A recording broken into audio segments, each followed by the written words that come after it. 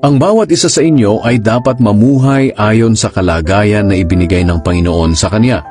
Dapat manatili siya sa kanyang kalagayan nang tinawag siya ng Diyos.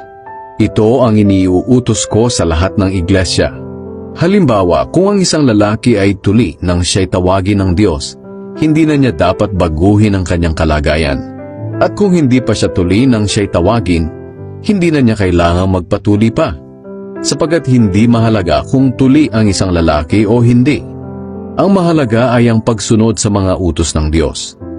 Kaya mamuhay ang bawat isa ayon sa kanyang kalagayan nang tinawag siya ng Diyos. Ikaw ba'y isang alipin ng tawagin ng Diyos? Hindi na bale, ngunit kung may magagawa ka naman para maging malaya, samantalahin mo ito. Sapagkat ang alipin ng tawagin siya ng Panginoon ay malaya na sa harap ng Panginoon. Ang tao namang malaya nang tawagin siya ay alipin na ngayon ni Kristo. Pinili kayo ng Diyos sa malaking halaga. Kaya huwag kayong basta magpaalipin sa tao. Kaya nga mga kapatid, mamuhay ang bawat isa sa inyo ayon sa kanyang kalagayan nang tawagin siya ng Diyos.